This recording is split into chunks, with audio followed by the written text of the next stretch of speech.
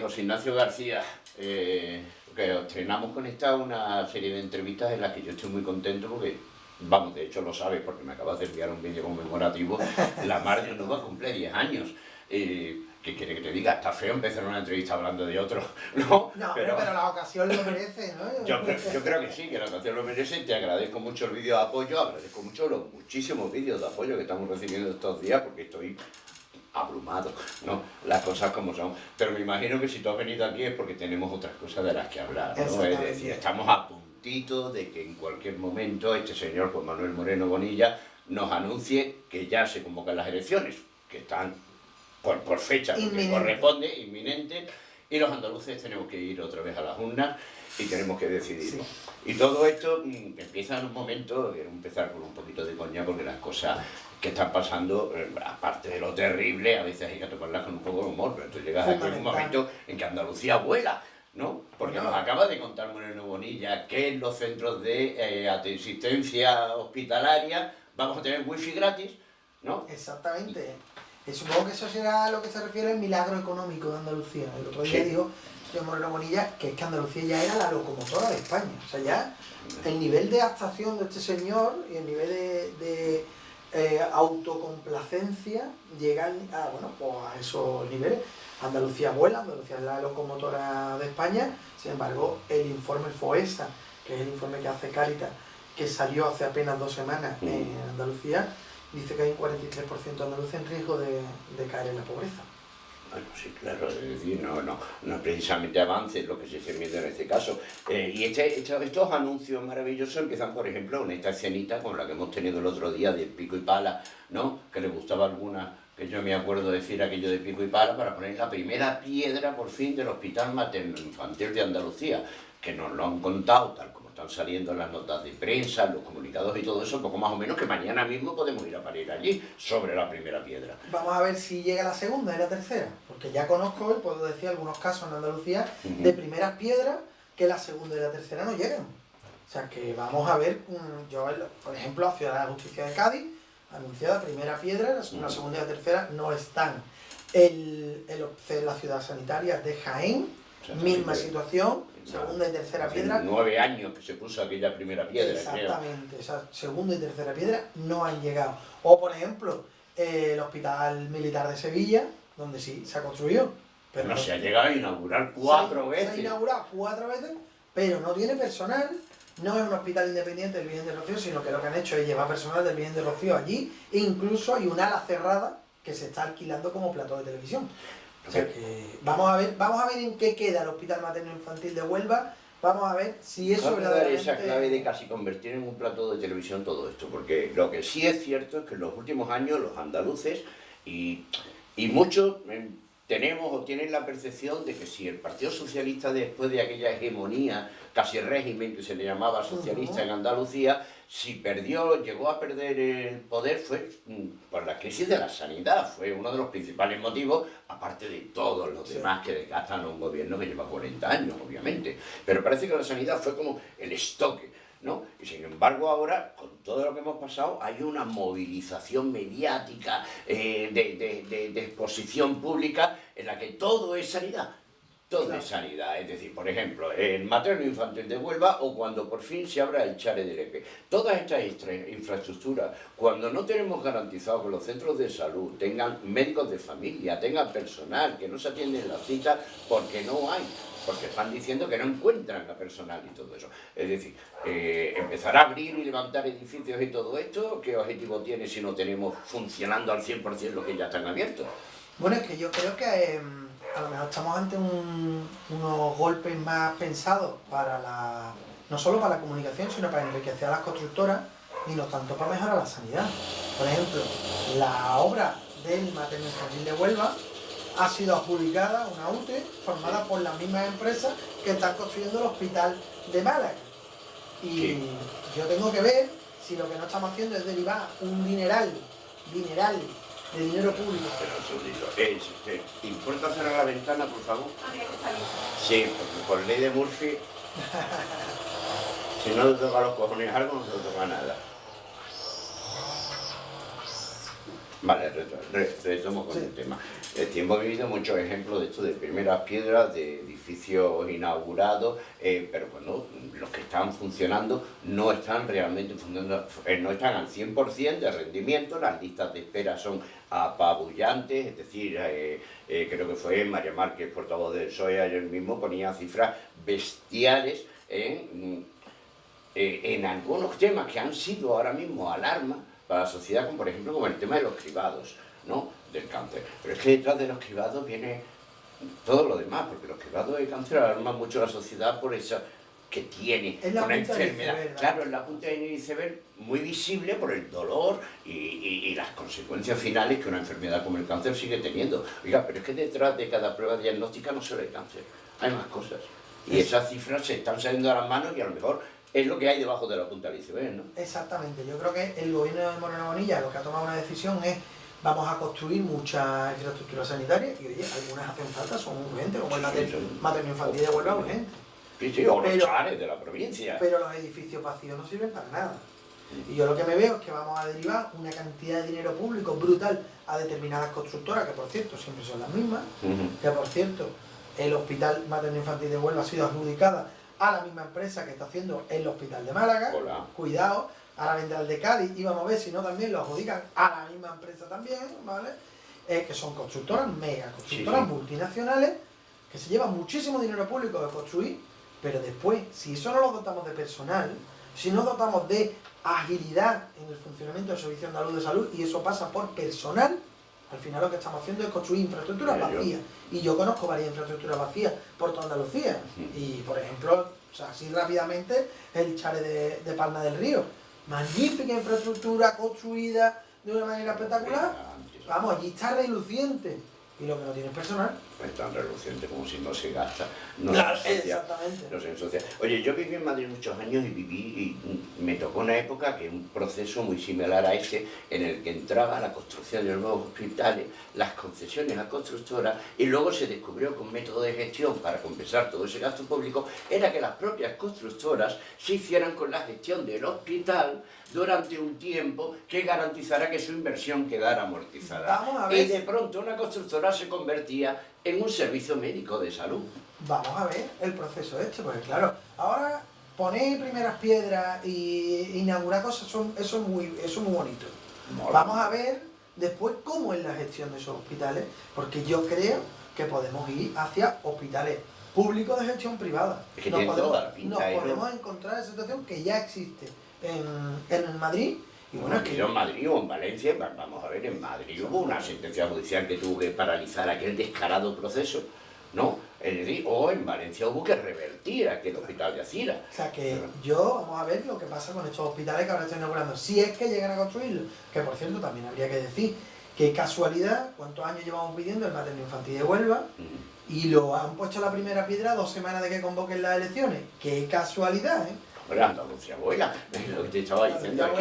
Pero es que esto es un déjà vu, porque esto ya lo hemos vivido. Antes son las terceras elecciones a las que Moreno Bonilla va a concurrir como candidato, y yo he estado revisando la hemeroteca y estoy escuchando ahora lo que escuché hace 4 y 8 años. De hecho, nosotros hablábamos de hace un mes así, hablamos de que el hospital de Málaga nuevo que están construyendo es el hospital mágico. Porque es un hospital que solo se construye en campañas electorales. Sí. Es un hospital que, si hace un repaso a la hemeroteca, el año 2015, primera vez que se presenta Moreno Bonilla como candidato, dicen que lo va a construir. Año 2018, se presenta cuando ya consiguió ser presidente de la Junta de Andalucía, dice que esta es la definitiva. En 2022, 2 meses antes de que votáramos, decían que ya ahora sí que sí. Y ahora 2026, volvemos a votar, y ahora primera piedra. Bueno, pues el hospital mágico. Es que son las magia de la política. Oye, la sanidad nos llevaría muchísimo tiempo, lo que pasa es que tenemos poco, y Andalucía, y ahora que estamos en periodo preelectoral, tiene muchísimos temas. Es decir, aparte de la sanidad, tenemos el grave problema de la vivienda. Es decir, ya estamos viendo, porque la televisión, los programas, todo, saben que la vivienda es posiblemente la mayor espada, especialmente la juventud en este país, y es algo pero que se está empezando a trasladar además a territorios que no estábamos afectados por eso. En Huelva, la subida del precio de la vivienda o de alquiler, incluso de habitaciones, ha pegado una cosa bestial si miras los anuncios. ¿Qué está pasando con la vivienda? Bueno, es que los datos son brutales. Yo creo que hay datos verdaderamente espeluznantes. Ayer leía que en el portal Idealista, que no es sospechoso de ser precisamente socialcomunista, ¿no? No, puedo garantizar que no. Decía que la obra nueva, o sea, la compra de pisos nuevos, ¿no? Del año 2015 a 2026 se había duplicado el precio. O sea, sí. Hoy cuesta el doble que en 2015 comprarse una vivienda nueva. O por ejemplo, el informe FOESA de Cáritas dice que el precio de la vivienda desde el año 2018, empieza a gobernar el Partido Popular en Andalucía, ha subido un 66%. Los sueldos no han subido eso, evidentemente. Entonces estamos viendo una crisis de vivienda, yo diría que casi sin precedentes, de verdad lo digo, ¿eh? Y mira que entre los años 2007, 2008, 2010, 2011 se pasó muy mal, pero creo que estamos ya entrando en un ciclo que es incluso peor que ese. Y ante eso yo veo a un gobierno del PSOE en Madrid y un gobierno del PP en Andalucía que en materia de vivienda se parecen muchísimo. En materia de vivienda hacen prácticamente lo mismo. ¿Cómo puede ser que tengamos, después de 8 años gobernando la izquierda, en teoría la izquierda en este país, no hayan regulado el precio de los alquileres? No hayan, ¿cómo una batalla que está ahí pendiente y que incluso han tenido que separar los decretos porque saben que si se quiere meter no estamos en una mayoría que lo permita. Es alucinante. O como por ejemplo, tenemos cuestiones como la cantidad de vivienda vacía que hay. Vivienda vacía, ¿eh? Sí, estamos hablando de en Andalucía hay 640.000 viviendas vacías, no la segunda casa de nadie. Hablamos de viviendas vacías, la mayoría en manos de bancos y fondos de inversión, que no tienen ningún uso y que se están guardando para especular. Mira, yo a veces me pregunto cuál es el modelo de negocio que tiene la gente que moviliza estas cosas. Si no estudian realmente en sus planes de desarrollo cuál es la capacidad adquisitiva real de los que pretenden que sean sus clientes. Claro, lo que pasa es que en el momento que tenemos ahora mismo más de 100.000 viviendas en Andalucía que no se usan como vivienda, sino como negocios, que son los pisos turísticos, ese momento, eso lo altera todo. Porque claro, las viviendas están pensadas para que viva la gente, ¿no? O sea, evidente. Cuando de pronto se prostituye el uso de la vivienda para que de pronto se convierta en un negocio, se convierta en un establecimiento hotelero, que es lo que son los pisos turísticos, hacen que haya un montón de viviendas que no estén cumpliendo su función, sino que estén cambiando de función. Eso influye. Después tenemos las viviendas que se usan directamente para especular e intervenir el precio. O sea, ahora mismo el mercado de la vivienda, cuando yo escucho muchas veces a la derecha, no es que no se puede intervenir el mercado de la vivienda, no. El mercado de la vivienda está intervenido ahora mismo. Lo que pasa es que está intervenido por parte de los grandes tenedores de vivienda y lo hacen para hacer que sea más cara. Por tanto, yo creo que en materia de vivienda hace falta medidas valientes. Regular los pisos turísticos, limitar el acaparamiento de vivienda, hacer que las viviendas vacías se pongan en alquiler accesible, un modelo de VPO que sea accesible a la gente, regular los precios del alquiler. Yo creo que hay muchas medidas que se pueden hacer, pero no veo voluntad política. Estamos viendo un modelo que realmente esa idea de vivienda como tal no es lo que tiene enfrente. Exactamente. El concepto de vivir... Aquí la cuestión clave es, ¿para qué sirve una casa? Yo creo que una casa tiene que servir para que viva la gente. Un domicilio. Y ya está, es una vivienda, es para que viva la gente, así de claro. Y cuando todo el mundo tenga el derecho a la vivienda cubierta, entonces valoramos si las casas que sobren pueden servir pues, para hacer un negocio. Pero primero el derecho a la vivienda. Claro, cuando se van generando esta historia de mensajes, de ideas contrapuestas, de machaque, ¿no? Las viviendas son unidades de negocio, la sanidad para que sea sostenible tiene que ser de determinado modelo. Lo que vamos viendo es que hay una corrupción del sistema. Hay una corrupción del sistema que además lleva paralelo otras muchas corrupciones. Andalucía, por más que estén consiguiendo que muchos medios atenúen la realidad de todo esto, está ahora mismo sometida a grandes casos, que no es eso, aparte de todo lo que es el cribado por falta de gestión y tal, empezamos a tener el caso de Mascarillas Almerías, que entronca con casos que empezaron hace muchísimo tiempo. Hay que irnos a los tiempos de Gabriel Amat y de toda esta gente para saber... Imputadísimo el presidente de la Diputación de Almería, no el último mono de... presidente de la Diputación de Almería, miembro... Que no era un don nadie, no era un simple presidente de la Diputación de Almería, es uno de los hombres fuertes del Partido Popular de Andalucía a nivel ideológico. Miembro de la ejecutiva de Moreno Bonilla, del equipo más cercano a Moreno Bonilla, Ese hombre solo ha dimitido, el caso de corrupción lleva mucho tiempo, Sí, y sí. solo ha dimitido cuando ha estado 3 días en el calabozo. No sería fácil, ¿eh? Cuando ha estado 3 días en el calabozo, ha dimitido, porque ya era un escándalo. Pero es que tenemos el caso Mascarilla, tenemos el caso del Estadio de la Cartuja, Sí, en Sevilla, que es exactamente. un espectáculo. O sea, ahora mismo tenemos al secretario general de Deporte de la Junta de Andalucía, un cargo del Partido Popular, que presuntamente cobró mordidas por el Estadio de la Cartuja, que en el año 2004 lo ficha una constructora. Qué casualidad, de deporte a constructora, después de haber favorecido las adjudicaciones, las licitaciones, una constructora para la obra del Estadio de la Cartuja. Dinero que venía de las escuelas infantiles.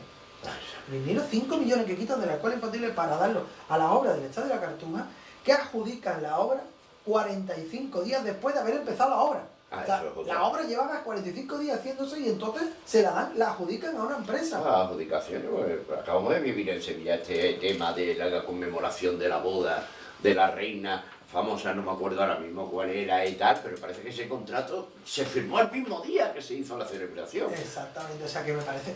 Hay cosas que son alucinantes, que parece que...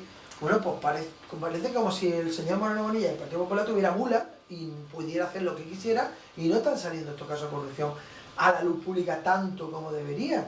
Me parece, bueno, pues una cosa, lo que ha pasado con el alcalde de Algeciras, bueno, cómo se ha tapado, Está pasando. cómo se ha tapado Claro. lo que eran acusaciones claras de acoso sexual. Bueno, pues ya está, es que aquí parece que no pasa nada, nunca pasa nada. Tenemos Mangancha según quién sea el presunto. el caso contratos de emergencia, donde estaban dando contratos de emergencia con normativa derogada dentro del Servicio Andaluz de Salud, el caso de los contratos menores, donde estaban troceando contratos para saltarse los controles de la administración y están implicados los máximos dirigentes del Servicio Andaluz de Salud. Pues nada, aquí no pasa nada. Los contratos menores, desde que se empezó a utilizar aquel decreto de urgencia que se vino con la pandemia y que decayó y se siguió utilizando, suma muchísimos más millones en gasto público no controlado que, por ejemplo, el superescándalo de los ERE. Totalmente, una barbaridad, pero claro, aquí no pasa nada. Parece que el señor Moreno Bonilla es muy simpático, muy buena gente. Eso te iba a muy decir, sensible. porque sigue siendo el bonachón, ¿no? Este hombre, yo me acuerdo en una entrevista que tuvimos tú y yo una vez, en el que ponías en duda aquello y decías, es que está consiguiendo transmitir y yo realmente no me acabo de creer que este tío sea tan buena gente. Claro, yo creo que alguien que deja tirado a 2000 mujeres con cáncer de mama y dice que no les avisaban para no generarles ansiedad, eso no es buena gente. Ya. ¿Verdad? Podrá tener una habilidad comunicativa sin igual, pero buena gente no es. Claro. Eso está claro. Oye, Yo creo no, que- tenemos que ir amortizando Sí, el sí, tiempo y yo entiendo que tú has venido a Huelva sobre todo porque estamos ya en ese debate preelectoral, ¿no? En el que se convocan las elecciones de pronto y ya los candidatos vais visitando los Vamos, sitios. yo visito todas las provincias casi cada muy poco. Yo sé, porque me he visto contigo y tal, O sea, pero creo que ahora entramos como en una nueva fase, ¿no? Sí, sí, que ya entramos en una fase. la proyección de que muy pronto habrá elecciones y habrá candidaturas. Sí, sí, sí. ¿No? Y en ese sentido, las perspectivas ante las próximas elecciones no pintan precisamente bonitas, es decir, las encuestas sean más o menos independientes y ya si nos ponemos con esto que se llama Centra, que aquí conocemos amablemente como el CIS de Bendodo, ¿no? Es decir, poco más o menos estaba diciendo que nos podemos ir ya a despedir y casi no vayamos a votar porque esto está cantado, es decir, Moreno Bonilla o tiene mayoría absolutísima o más, ¿no? Y Eso, el Partido Popular está intentando instalar esa idea, ¿no? De prácticamente como que no hace falta ni que vayamos a votar porque él va a ganar. Esto está hecho. Eso está hecho, ya ha ganado. Y yo siempre digo lo mismo. Se le olvida al señor Moreno Bonilla que los andaluces tienen que ir a votar. O sea, Sí, claro. que esto no es la monarquía, ¿vale? Que esto, el señor Moreno Bonilla es que ya solo le falta que le llamemos su majestad Bonilla. Porque se le olvida que hay que ir a votar. Y se le olvida que los andaluces y andaluzas, bueno, son un pueblo crítico y que aquí pueden pasar muchas cosas. Entonces, yo no vendería la piel del oso antes de cazarla, porque Sobre todo. creo que pueden pasar muchas cosas. Y esto tiene que ver un poco también con el estilo de campaña que desarrollen los partidos, ¿no? En cómo va a llegar hasta la población los mensajes, porque aquí, esto también hablamos la última vez que tuvimos una entrevista tú y yo, que era lo de la política del Zasca. Aquí yo ya cada vez escucho menos ideas y menos propuestas y más acusaciones y más y tú más, ir a votar es un voto en defensa propia, ¿no? Y esto empieza a llegar desde todos los sitios, desde todos los ámbitos, porque la cosa se está mierdando tanto, por hablar, por decirlo de alguna manera, en la que realmente uno parece que lo vayan a llamar al voto en defensa propia.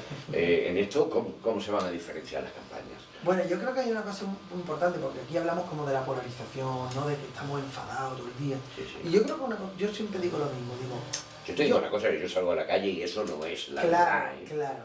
Yo creo que los representantes políticos, y yo intento aplicármelo, tenemos que enfadarnos por lo importante y no enfadarnos por lo que no es importante. Así de simple, fíjate lo que te digo. Cuando pasa el escándalo del cribado del cáncer de mama, yo creo que hay que enfadarse. Yo creo que hay que enfadarse y mucho.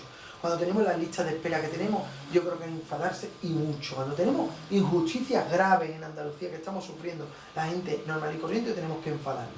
Y por las cosas que no son importantes, por las cosas que verdaderamente no hace falta, no hay que enfadarse, hay que intentar mantener un tono agradable y simpático, porque creo que la vida es más bonita que lo que nos quieren pintar. Y yo creo que nosotros vamos a intentar mantener esa línea de campaña, de hacer una campaña alegre. Fíjate lo que te digo. Yo estoy diciendo algo que parece muy raro. Yo quiero hacer una campaña divertida.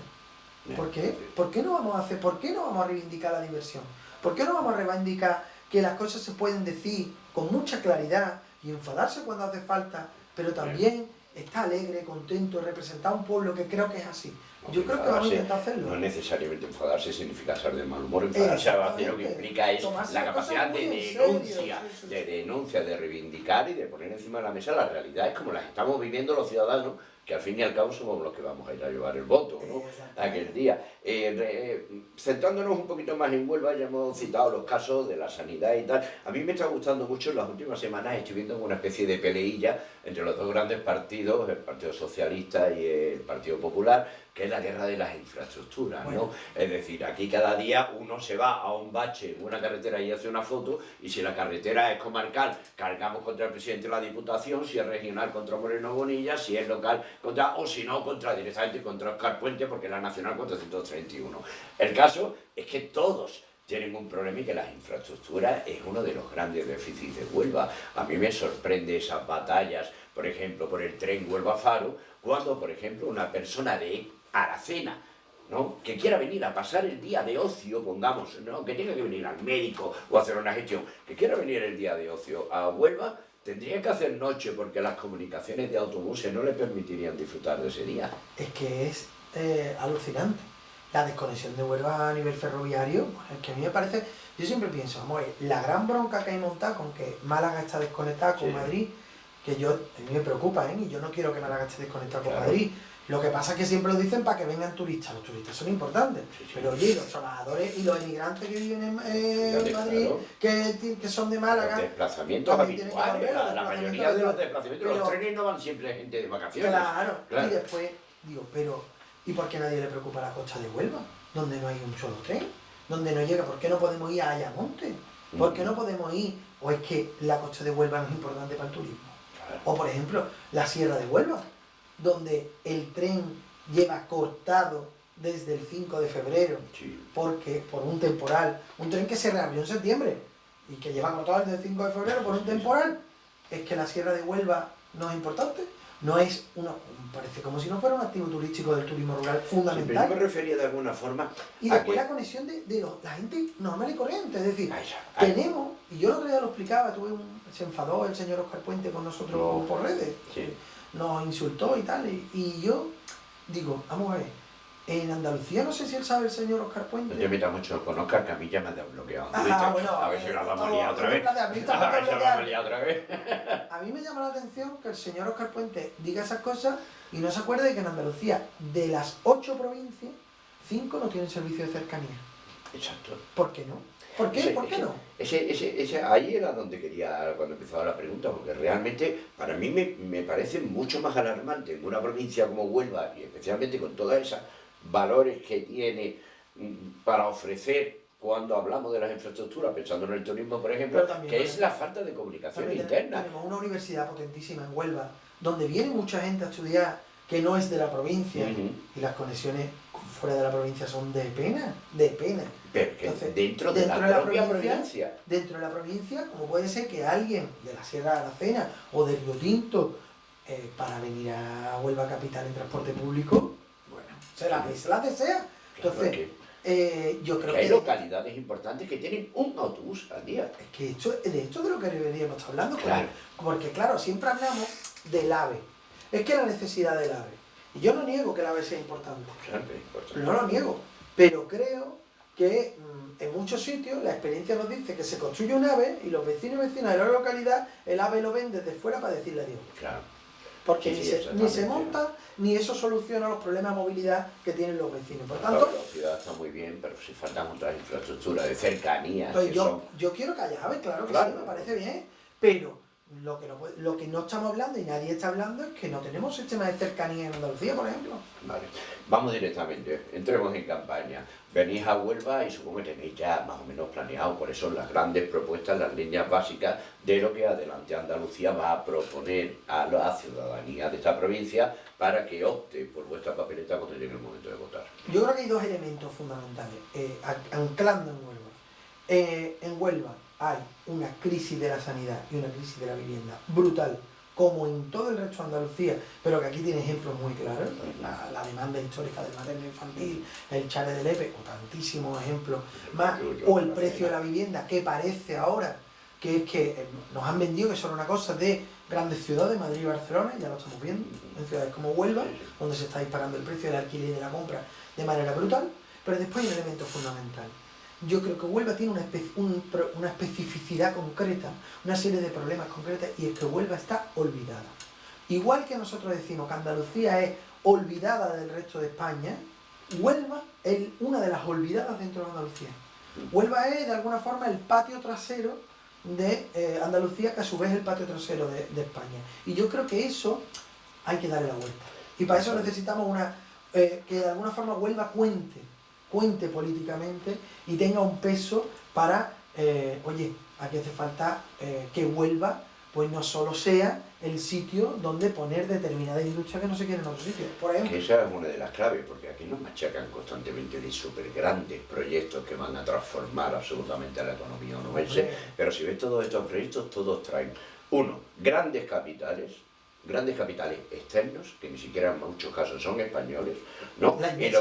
Y que lo que generan son industrias extractivas, macroproductivas, el corredor del hidrógeno verde. Sí, aquí nos venden que vamos a convertir a Huelva en la capital verde europea, cuando en realidad posiblemente Huelva sea el basurero, con perdón, desde el que las capitales europeas puedan ser más verdes, gracias al hidrógeno que se hace aquí. Es que Huelva es posiblemente una de las capitales de todo el estado con mayor problema de contaminación y mayor problema ecológico. Históricamente, ¿no? Pero vamos, desde hace muchísimo tiempo. Ahora nos lo quieren vender como el hidrógeno verde. El hidrógeno verde que tiene muchísimos problemas ecológicos. Muchísimo. Un gasto de agua enorme. El primero. Enorme, por ejemplo. Y de energía. Claro, de gasto de energía enorme. Y ahora, a ver si, como a Huelva la hemos relegado durante mucho tiempo a tener la industria que nadie quiere, la industria más contaminante, atención a los fosfoyesos, no se nos olvida ese tema, por supuesto, y ahora quieren contaminando a ser la pila de Europa. Ahora aquí se quiere fabricar una serie de energía, donde la contaminación para acá y la energía para el norte. Hombre, yo creo que esto es seguir considerando Huelva como un territorio de sacrificio, un territorio que se puede sacrificar en pos de otras latitudes. El hidrógeno verde, que es el más llamativo, es querer vender que la producción del hidrógeno verde es inocua. Cuando es falso. Cuando es falso. Y lo están diciendo en todos lados. Y si no, ¿por qué no ponen? Es que esto me hace gracia. Todo este tipo de plantas nunca las ponen en el barrio de Salamanca, en Madrid. Nunca las ponen allí. Si es tan maravilloso, ¿por qué no se pone el hidrógeno verde en el barrio de Salamanca o en La Moraleja? Allí nunca se le pone. Ahora siempre es a 600 kilómetros de allí, donde no cuenta y donde da igual que haya como la balsa de fosfoyeso que tenemos de aquí en Huelva desde hace décadas. O sea, es que da igual, siempre da igual. Vale. Oye, por ir cerrando un poco y enlazo un poco la política andaluza también con la política nacional que nos está afectando. Es decir, no nos engañemos, aquí las elecciones más o menos están prácticamente vendidas, se sabe que si no hay gobierno de la derecha será por la mínima y por construcciones muy complicadas. Creo que pueden pasar muchas cosas, yo creo que todavía queda mucho tiempo. Yo nunca he perdido la esperanza en muchas cosas, pero sí parece que se ve venir, ¿no? Entonces, sobre todo hay que reactivar mucho cuáles van a ser los papeles de la oposición en el futuro. Es decir, esto tiene que ver también de la oposición como alternativa. siempre. Tiene que ver mucho con la unidad de la izquierda. En Andalucía parece que está claro, Adelante Andalucía tiene una formación propia, con una característica propia y decidido, como ya lo hablamos hace tiempo, que va por su cuenta como una fuerza, no quiero hacer comparaciones, pero para que la gente lo entienda, podría ser Esquerra en Cataluña o tal vez, a algunos de estos les va a sonar fatal, pero Bildu en el País Vasco o Unión del Pueblo Leonés, el León, es decir, muy afincada al territorio, o la Chunta Aragonesa o el Bloque Nacionalista Galego, es decir, partidos arraigados al territorio y con una disciplina única centrada en el territorio. Esto de cara a las autonómicas creo que está claro, no sé cómo lo resolverá el resto de la izquierda. ¿Hay alguna posibilidad de que el resto de la izquierda pueda llamar a vuestra puerta o vosotros plantear alianzas de algún tipo? Yo creo que nosotros vamos a presentarnos como Adelante Andalucía a las próximas elecciones y lo que sí te constato es que en esta legislatura y yo he tenido conversaciones con todos y que nos coordinamos un montón de iniciativas sin ningún problema con Izquierda Unida cuando hace falta. Cuando estamos de acuerdo presentamos iniciativas conjuntas y no tengo ningún problema. Sí, pero algunas iniciativas vuestras se han convertido en leyes nacionales. Hablamos de la CAFA, de los chavales, por ejemplo. El derecho a la gratuidad de la CAFA, ¿no? Por ejemplo. Claro. Y eso no tenemos ningún problema en presentarlo. O sea, eso lo presentamos nosotros solos, pero otras iniciativas presentarlas conjuntamente para impulsarlas. O sea, que nosotros coordinarnos con otras izquierdas no nos causa ningún problema. Al revés, gloria bendita, pero creo que tenemos el derecho a tener una herramienta propia andalucista, que sea una izquierda rebelde, una izquierda que no quiera ser muleta del PSOE y que defienda los intereses del pueblo andaluz, que defienda igual que otros pueblos tienen sus organizaciones políticas y no pasa nada. Pues eso. Oye, y este discurso superadas las elecciones autonómicas, cuando vayamos al terreno de las elecciones generales... Cuando lleguemos a ese río ya lo cruzaremos. Ahora nosotros estamos 100% centrados en las elecciones de Andalucía. Además, me preocupa una cosa, fíjate, que yo veo a la izquierda estatal todo el tiempo dándole vuelta a la discusión en Madrid sobre una cosa, el nombre, el candidato, ahora nos vamos a llamar un tal, nos vamos a llamar X, nos vamos a llamar Y. Y yo veo esa que están centrados en eso y digo, ¿quién le hace oposición a Moreno Bonilla? ¿Quién está aquí con las preocupaciones del día a día, con los temas de todos los días, plantándole cara a Moreno Bonilla? Yo creo que ese, humildemente, es nuestro papel. Seguramente sí. Pues yo creo que un poco más ya tendríamos que hablar, a no ser que tú creas que se me olvida algo. Yo sí me gustaría preguntarte, con este avance que estamos teniendo de la extrema derecha, que está siendo muy, muy bestia y a mí me cuesta, yo vengo del siglo XX, yo tenía 14 años en 1980 y ver a tanta gente joven siendo fascista me tiene, aparte de muy preocupado, me tiene totalmente desconcertado, yo es que no lo puedo entender. Pero también hay muchos miles de jóvenes que le plantan cara a esos fascistas, que organizan acampadas por Palestina. Es una de las cosas que me preocupa, porque hay una cosa que al fascismo le gusta mucho, que es la confrontación y el enfrentamiento. Fíjate, y están elevando el nivel de violencia en la convivencia. Esa gente, hay muchos jóvenes, que yo quiero que pongamos el foco también en eso, que organizaron las acampadas por Palestina en todas las universidades del Estado, que organizan los 8M, que están montando asociaciones de defensa de los derechos LGTBI, que están haciendo cosas muy bonitas, gente joven que está haciendo un antifascismo propositivo, amable, simpático, que está planteando unas alternativas que yo creo que son muy bonitas y que son gente muy joven. En esa gente tenemos la esperanza. Tenemos la capacidad de movilizar a esa gente y de que sea consciente de todo esto, porque estamos en la época del scroll. Son más conscientes de lo que nos pensamos, de verdad. Yo tengo esperanza en la juventud, ¿no? Yo es que creo que hay gente interesada en que veamos que todos los jóvenes son fascistas, y no es verdad. Hay gente maravillosa, que además son muchos más de los que nos creemos, y yo creo que ellos tienen la esperanza, son mejores que mi generación, ¿eh? Yo también, yo sobre todo a los más jóvenes de los jóvenes de ahora, lo veo mucho más sensato. Es decir, hay veces que veo, porque ya tienen acceso a las redes sociales gente muy joven, y veo más sensatez a veces en pos de chavales de 15 años que en los cafres estos de 20 y pocos. Viene una generación muy bonita por delante. No está todo perdido. No está todo perdido, todo lo contrario, yo creo que hay esperanza. Pero vamos a tener que pasar un puente difícil, ¿eh? Lo pasaremos. José Antonio, no te tengo más. Muchísimas gracias por darme esta primera entrevista en nuestro 10º aniversario. Que sean más, que las elecciones sean lo mejor posible, llena de ideas, de propuestas y de menos insultos. y que nos veamos pronto. Voy a aprovechar y te voy a hacer un regalito, porque bien. por estos 10 años hicimos hace tiempo un libro sobre Huelva. Me encanta. Y ya que estás aquí, Oye, muchas pues, gracias, me parece. aprovecho la visita para regalártelo. Me encanta la historia y vamos, lujazo llevarme esto de Huelva. Muy bien. Muchas Pues lo gracias. dicho, muchísimas gracias y que todo vaya bien. Muchas gracias. Bienvenido. Muchísimas felicidades a Mar de Onuba por estos 10 años de periodismo local, en tiempos que es más necesario que nunca contar la verdad y contarla pegada al territorio, y 10 años de compromiso social, construyendo desde el periodismo una Huelva más justa y una Andalucía más justa. Muchísimas gracias por vuestro trabajo, muchísimas felicidades a todos y todas las que lo habéis hecho posible, a esos trabajadores y trabajadoras de Mar de Onuba, y por muchísimos años más.